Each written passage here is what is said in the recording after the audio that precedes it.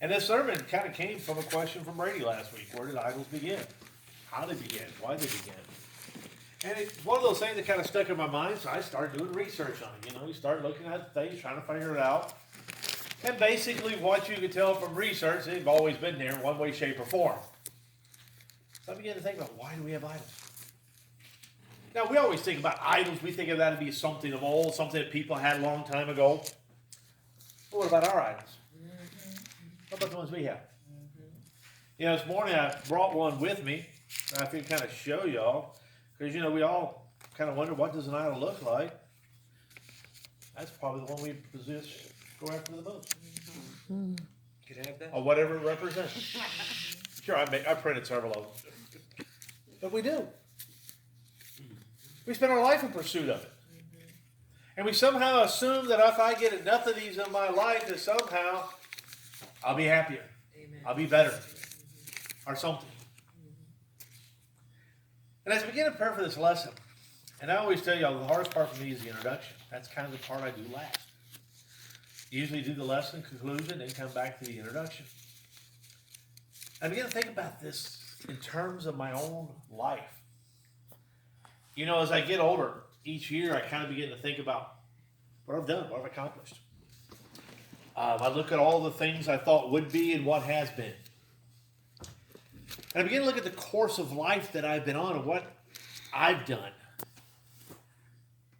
I look back to when I was at Harding University. I was a Bible major. It was kind of funny back then. They used to take the Are You a Nerd posters and cover up the word nerd and put Are You a Bible major? And I kind of thought it was humorous. We all carried our briefcases and everything else, trying to look so important. But when I was there, I had these ideas, these plans. That I was going to be the youth minister of the Church of Christ. I was going to be the name guy. I'd be at all the speakers, You'd see billboards up, Jim Love, one night only, one performance. And that'd be my sermons. That was going to be me. That was going to be my life. And I just thought, man, I'm going to be a minister, and I'm going to be all this, and I will be the minister. Not realizing that my God of ego was pushing me. God has a way of letting us get humble. And the person I thought I would be when I was at 20 years old never materialized. Never happened. As I lived my life, I began to realize that other things came into place. For a period of my life, in my late 20s, I went what we called the Dark Ages. A period when I did not attend church, was not associated with God. And I look at that period of somehow me thinking that I tried it God's way, quotes there, I'm going to do it my way. Now I realize that's what I'd always done. And then my next idol came along, the idol of family. I thought, if I could just have the family, the wife, the kids, all that stuff, that's what I really want. That's what's going to make me. And I pursued it, got it, had it. I realized, like so many idols, they're fleeting. After my divorce, I was going to become the parent. I was going to be the one the kids liked. And I would be the parent, better parent, all better than her. And I was going to prove. And in the effort of doing that, I provided my sons with everything that I thought they needed, wanted. I realized that probably I should have been less trying to be the parent and just be a parent. And I pursued these idols. And there's always been a different one. A little over a year ago, got the job I thought I always wanted. Came to general manager my own dealership, had it. That was it. I had it. I achieved it. I realized that decision 6 months later cost me a career of 20 years. You see, sometimes we chase our idols and we get our hands on them and only realize there's a price to be paid. So why did idols start? And I began to think about, where did they begin? Why did they begin? And we really don't have a definitive date. All of a sudden in Scripture, they're there. But I kept trying to find an answer. Where did they come from? Why did they come about? And I began to realize where idolatry began. Back in Genesis. It's in the Garden of Eden. What was Adam and Eve seeking when they went to that tree? To be like God. And see, I began to realize that's where idolatry comes from. I want to be God. And before you kind of dismiss me here a bit, just hear me out. Isn't that what we all want to be? I want to control my life. I want to make my decisions. I want to do what I think. But really, isn't that trying to become God in my own life? You know, there's the old statement, a self-made man worships his maker. And that's what we all want to become. Now, the little statues came along because they began to answer some questions I couldn't answer within myself. But if you think about it, if I can make my God, does it make me more powerful than my God? If I can pick it up, move it around, carry it with me, who's stronger, that God or me? Some of the most early idols that were developed were Asherah poles. And these were gods to fertilization. And that somehow as mankind, we can control crops, we control livestock, and we can make it better through our own endeavors. You see, idolatry comes from me seeking a dependence upon myself, not a dependence upon God. And in my great ego, thinking of how great I am and how I can control my steps, I set up my idols. Because if God's not controlling my step and I am, then I got to do something with God. I just move him on the side. I minimize it. And see, as you begin to look at the Bible and how these idols begin to develop, they had idols for everything. Because I wanted to be able to control the things of my life. So if something wasn't going right, I had an idol for it. If I wasn't having children, I have an idol for it. And this was my solution, my controlling of the situation, my way of taking care of the situation is creating another idol. How's that much different than what we do today? If I want a bigger house, what becomes my idol? Pursuit of that possession. I'll get it. This past week, for whatever reason, I watched the movie Alvin York. It's an old movie about Sergeant York, great hero from World War I. And the movie begins with he's kind of a really rough person. And he wants to get him a piece of farmland. And the whole thing is, I'm going to get it, I'm going to get it, I'm going to get it. And the pursuit of that goal and that thing. And he just kept pushing and pushing, then I can obtain it. But that's really what we are doing in life with our idols, is somehow saying, I will get what I want out of life. And it's somehow the pursuit of that, we begin not going after what we should. And the idols come along.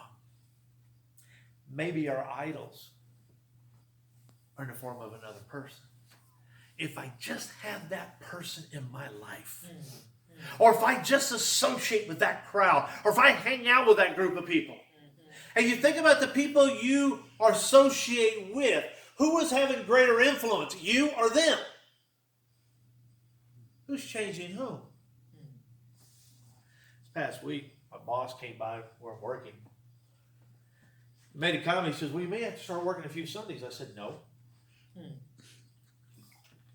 He goes, well, what do you mean no? I said, I'm not. I said, when I got hired, I told you I wouldn't. I'm not. Well, you may have to. No, I'm not. Don't have to. A few things in life I have to do, that ain't one of them. Got a little bit offended by me, so we'll see how that works out in the future. But see, some people would say, well, you know what? I got to work because I got to have the income. I got to have the job. And they become our idols. And we just keep pursuing them. So as I thought about this in the Garden of Eden, they were seeking to control their destiny, be who they thought they could be, become God themselves. And man, ever since that time, we have sought to be our own God. We have. For most of us, the biggest idol we have is the one we see in the mirror every morning. Because we don't want to surrender to God, so we become our own. We want to direct our own feet. You know, the Bible says, what's within man to direct his own feet. But we keep on trying.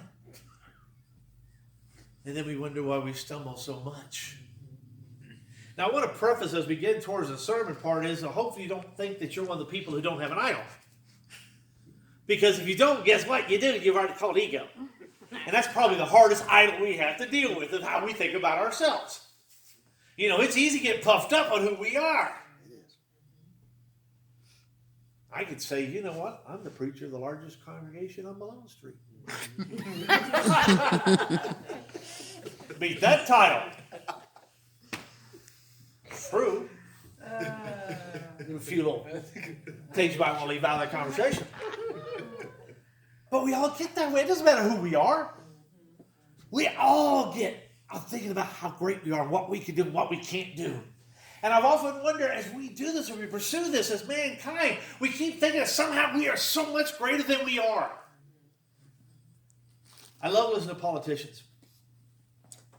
Because politicians always have the answer. They are the answer. Whoever else is there already is the problem, and they are the answer. And I think it's comical when Congress, regardless of who the president is, always blame the president for every problem, but most people in Congress have been there for 20 years. The president's been there for a few. And pick whatever president you want from history. That's been the case. Well, you're now the problem. You've been here for 25 years. You ain't fixed it. Why should I believe you now? We live right now. Well, we're going to control global warming. That as mankind, we control the world's thermostat. Aren't we special? How powerful we have become. But bring along coronavirus and you see how weak we are. How we begin to almost panic at it, but we're somehow going to control the temperature of the world through the process. We can't control the virus. We see in our arrogance and our ego, we want to puff up who we are. There's a lot of conversation right now in our country about socialism. And most people have no concept of socialism in the United States. It's what we've been told. We don't really research it.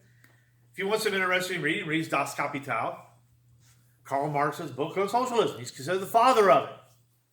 The concept of socialism at its purest is that mankind together is greater than everything else. And if we could just somehow come together and cooperate, we would solve all the problems of mankind. Nobody would have hunger or need or any problems, and we ourselves can conquer it all. What people don't continue to understand about socialism, I'm taking myself as an idol and just making the collective as my idol. Mm-hmm. Karl Marx himself says religion is the opiate of the people. It's just a drug. And if somehow we get clean of that drug, we will be so much better than what we are. And some people think, well, the government's the answer. Or the people are the answer. And so they become our idols. Those things that take us away from God. It's very interesting when we read what Brady read this morning about graven images. Most of us think that it only says, thou shalt not make any graven images. But there's a whole little section underneath there. And when you read that, one of the things it says, God is a jealous God. Now, we all know what jealousy is. We've seen some sort of TV show where somebody got jealous and did whatever. But see, that's not the type of jealousy God's talking about. See, the jealousy has a couple of different definitions. The one I like most is when you're suspicious of someone's unfaithfulness. We see God gets jealous not because he's suspicious of our unfaithfulness, but because he knows it. Why is God so jealous? Because he made us. We are his. We are his creation. And see, the ironic part about idolatry worship, they are our creation. We seek to worship that which we create greater than that which created us. Because if I can worship that which I create, that makes me the creator. And in fact, who does that make? God in my life. So why does idols get there? That's my way of elevating myself. You think about the story of the Tower of Babel. What were they trying to do? Yeah. We can reach heaven. I often wondered, did he have an elevator in it? And who wants to walk over the stairs? I mean, that would just be really, I'm kind of the point now that knees just wouldn't make it. I mean, all popping and cracking, somewhere on the 70th floor, I'd have to have a rest. Mm-hmm. But how arrogant that I can make something to reach God. That God is somehow obtainable. I remember in 69. All of y'all remember 69, right? Good. Got a crowd here, most all of you. Remember that year? I was born. Ask your mom about it later. She'd help you. When we were going to go to the moon. And at one concert, what if we get to the moon and God's there? I think God can pick a better planet than the moon. I mean, he's God. He can pick anyone he wants. But you somehow thought now, our technology in 1969 will somehow get me all the way to God. Do you realize my watch has more computer power within it than the entire Apollo space shuttle? Right there. And if you ever go look at one of those old Apollo, you look at it and say, oh my goodness, look at that thing. It looks like just a joke. But back in 69, that was state of the art. So was Velcro, but we won't go in that back. But you see, that's where we are as mankind. We just want to put ourselves on the throne. And we may make that throne look different. We may put something there that we created, but it's still us being in control. Because I just don't want to surrender to God. I'll surrender to money, I'll surrender to job, I'll surrender to people, but I just can't bring myself to do it with God. That's where idols come from. Our arrogance. Our incessant need to make ourselves something we are not. And in Joshua chapter 2. Not Joshua, Judges. My brain's not working again. We have the end of Joshua's life. Something we talked about a little bit about last week, but Joshua will actually die in Judges chapter 2. And I want to cover this narrative this morning because I think it's just such an interesting thing that we read here about mankind. Chapter 2, verse 1, book of Judges. Then the angel of the Lord went up from Gilgal to Bochum and said, I brought you out of Egypt and led you into the land I swore to give to your ancestors. And I said, I will never break my covenant with you, and you shall not make a covenant with the people of this land, but you shall break down their altars. One of the commands the people of Israel had when they would go into a land is wipe everything out.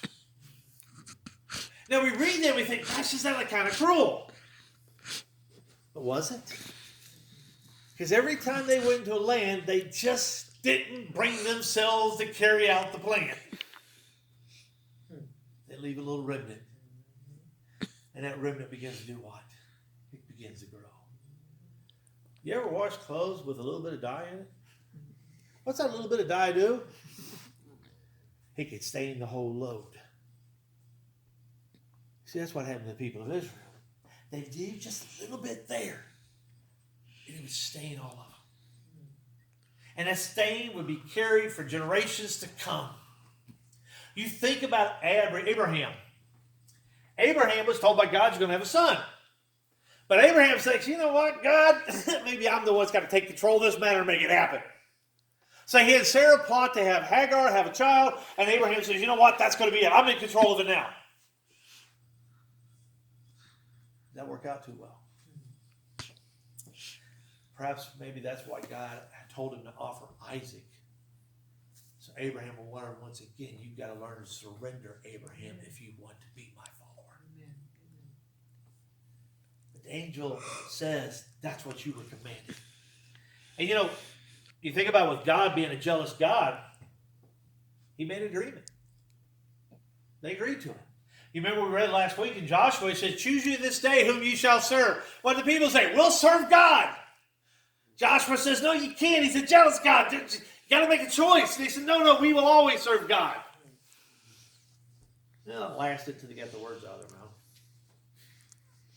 So I always find that next verse very interesting. He says, well, throw away the idols. You think about how long it has been since Egypt. We're right around 45, 50 years since they got out of slavery in Egypt, and they're still carrying the gods. They carried through 40 years of desert wandering. They still can't get rid of it. I watched a documentary on a plane called Lady Be Good. B-24 bomber during World War II. They got lost over the Libyan desert, ended up crashing in Sahara Desert, 450 miles south of their base. The plane was lost and was not found until 1959. It'd be a few more years before they find most of the aviators on it. And when they found them, they realized that these men had walked 150 miles through the desert before they finally perished. And I was watching it, I'm thinking, how do you even know which direction to go? Because they're showing the desert where they found them all this place. I'm like, it all looks the same. It's not like you got a tree out there and say, okay, if I walk towards that tree, I'll be at least heading the right direction. And what they said was they found tracks from another vehicle, and that's what they followed. They found it in the diary of one of the people when they found his diary. for 150 miles living on candy bars and a little bit of water. But they're still lost. Because see, if you're in a desert, it doesn't matter how far you go in the desert, it's still a desert. Scenery doesn't change a whole lot. But see, most of us live our lives in the desert not realizing the promised land is there, but we can't get there on our own. And we'll carry our idols to the desert, keep asking him, somehow get me to where I need to be. Kind of like the story of Elijah, the idols. When they're supposed to fall down fire for their sacrifice. He goes, well, maybe your God's asleep. Maybe your God's on vacation. See, the gods that we create will always let us down. Yet we keep creating. Amen. And we just can't get our eyes fixed on Christ. And get our eyes fixed on God and understand Him. That's what is required as a child of God. He goes on in verse 33, and I've also said, I will not drive them out before you. They will become traps for you, and their gods will become snares for you, because they won't be completely obedient. That which they live behind will be their own undoing. It will be their own landmines, their own traps that they will fall into. And throughout their history, you see this repeat itself over and over again. In verse 4, it says, when the Lord had spoken these things to all of Israel, the people wept aloud. They called this place Bochum because they offered a sacrifice to the Lord. Bochum means weepers. Here they are bawling their eyes out saying, you're right, God, we didn't do what you're supposed to do. Read chapter 1 of Judges, you kind of get the story when they would go in. All of them are sent to conquer various parts of Canaan. And each time it says, well, they didn't drive them all out. They didn't drive them all out. They didn't drive them all out. And that remnant will be what ultimately destroys them. Continue down. Verse 6. After Joshua had dismissed the Israelites, they went to take possession of the land, each of their own heritage. The people served God throughout the lifetime of Joshua, and of the elders outlived him. And we have seen great things the Lord had done for Israel. Joshua led the people of Israel for about 30 years after the death of Moses. He will die at the age of 110. And it gets us verse 10 of chapter 2. After the whole generation had been gathered to their ancestors, another generation grew up, did not know neither the Lord nor what he had done for Israel. Generation is roughly about 35 years. That's the 40 years of wandering, if you want to figure out why it was 40 years. Within 35 years of the death of Joshua, they've forgotten God. As you read that, that's probably one of the more sobering verses you're going to read in the book of Judges. How do you just forget? They didn't know God. They didn't know what he had done for them. Well, I think part of what you got to blame is the ancestors who died because they didn't share the story. They didn't say, guess what? Every time we worship idols, look what happened. But I think also people fail to understand their own history and who they are and what has taken place. You see, the lure of idolatry is it makes me forget the past and somehow think we'll do it better in the future. I was watching a man on TV who's lived in Venezuela.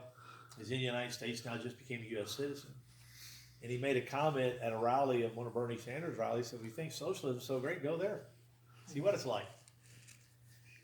But somehow as mankind, we always think we just somehow do it better this time around. Somehow we can just make it right. We always end up messing it up. You see, these people forgot God. And it's just interesting. How do you do that? But how do we do it? Oh, we want God at certain times. We like God being there. If there's something wrong, we're sick, guess what? We want God. If we're flying, we hit a big air pocket. Hey, God, we need you now. Oh, air pocket's gone. Okay, God, go back. But see, it's our concept of God that often determines how many idols we have. You see, I've heard people say, well, I don't believe in the God of the Old Testament who's, very vengeful and all that. How do you not believe in that God, but believe in the God of the New Testament? Somehow we think it's a different one. Somewhere along the book of Malachi, God retired and new God took over. Because we want to see God as vengeful, not realizing how much patience that God had before he did it. How many times you got to tell somebody, don't do it or do this, before you had enough. You ever been a manager of people? How many times did they get to do something wrong? You've told them, hey, got to be here at 9 o'clock. They show up at 9:15. Now I told you got to be here at 9 o'clock. Okay, I'll be there tomorrow, 9 o'clock. 9:20 rolls around the next day. They're there. Once, twice, 3 times, 4 times. How many times you put up with it? You finally had enough, so that's it. You're fired. When does God get to fire us? How many times do you have to put up with us? And the mistakes that we make. And I don't even call them mistakes, the choices we make. Because sin is not a mistake, it's a choice. We call it a mistake. Oh, I made a mistake last night, I got drunk. No, that was not a mistake, that was a choice. It's not like you're walking down the street and all of a sudden you fell in a bottle of alcohol and got drunk. Oh man, that was a bad mistake. I didn't mean to slip there. You see, but mistakes makes it sound better, doesn't it? Because mistakes mean, well, it wasn't really my fault. It's a choice. And see, the lure of idolatry is I'm the one making the decisions. That's where it comes from. The ego is somehow I can choose my steps better than God. And we live our lives chasing idol after idol after idol, thinking somehow I can do it right. As I said, I look back at my life and I think of all the great choices I made. And where they led me. Where will they lead me? You see, I think that's with the child of God, we constantly want to know, well, God, what do you want me to do? But we really don't want the answer, do we? Because if I got the answer, it may have to change what I'm currently doing. Amen. Amen. Amen. And see, often as Christians, we want the reward at the end of the race, but we want to run the race the way we want to. Because we want to be in control of it.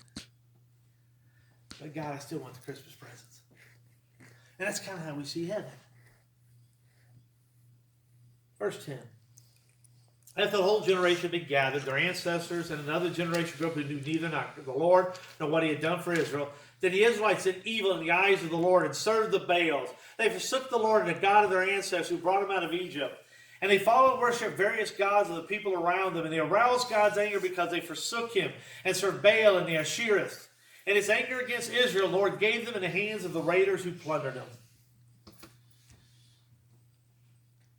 Baal is interesting God. He's actually kind of a loose collection.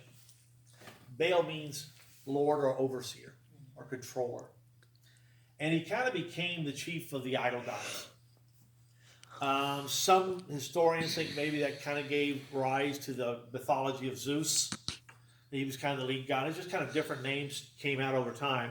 And realize the word idol comes from the Greek language, not the Hebrew language. It's just something that got added over time. Baal was an interesting god because he was kind of all collective. He was a god of fertility. He was a god of weather, god of water, god of semen, out on the waters. All these things. Just kind of that collective. Over time, they got a little more specific, and you begin to divide it out. Asheres were gods of fertilization and crops and growth. So they begin to add that. When they begin to add other gods as they went along, because you want to the things that you don't really control, we got to add a god to it so we can somehow control it. Because if I can somehow appease my God, then God will smile upon me. You see, I want gods that I can barter with and bribe. Because then I control them. And if I can get that relationship with my gods, guess what? It's pretty good. And if you don't believe me, look at Roman mythology or Greek mythology. What were those gods like?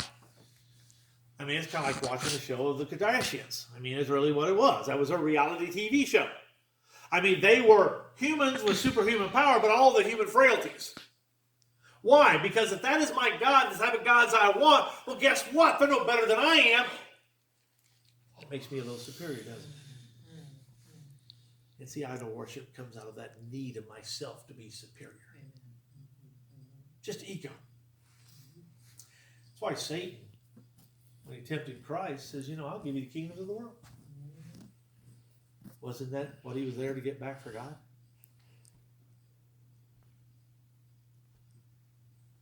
Kind of an interesting temptation when you put it in perspective. how many of us could resist it? And how many of us have kneeled before him, hoping to somehow get that? So as I thought about idols, and I thought about our relationship with them, and I thought, how often do we keep coming back? It doesn't even take a generation. It may just take a few days. Oh, we recognize, we know they're there. And we know a lot of times that's not where we should be. Yet we just somehow keep going back to these images. Because somehow I just keep thinking that maybe I can direct my steps. And no matter how many mistakes we make or bad choices we make, well, next time I'll get it right. You ever put your hand on a hot stove? Just touch it by accident or whatever. Did you ever go back? Let me touch it again, just see if it's still hot. How many times do you have to touch it before you finally say, you know what, it is hot, I don't need to keep touching it. Well, the sad part about it was we keep putting our hand right on it, just keep thinking that somehow it's going to cool off. Or somehow I can endure the heat. I love spicy food. I really do. Hotter the better. Ordered some food the other night. She said, how hot do you want? I said, how hot can you make it? Well, the cook took it as a personal challenge. And it was hot. And I was bound and determined not to be defeated by a chef, so I kept eating it. And it kept getting hotter and hotter, and I kept sweating, and the eyeballs were falling out and everything else. But I'm going to keep going, because you know what? I was not going to be defeated, because I'm going to make the choice of what I'm going to eat. And for 2 days, me and that food had conversation. Somehow this time will be different. That's the great motto of idol worships. It will be different this time. Yeah. And that's where we live. It will be better. I'll control it better. I'll make better choices. And what we don't realize is God has called us to the easiest life there is. Just to surrender. Let God lead. For somehow we just struggle with that. Somehow that ego steps up. Well, you know what? This time will be different. And we never learn. As we look at our lives, we move forward. If there's anything we take from the people of Israel, is maybe not the fact that they couldn't get the idols out of their life, but look at what it cost them. Because sometimes we don't see the cost in our own life. But we pay a price for the choices we make. Some are immediate, some are long term. And it's sad to think that we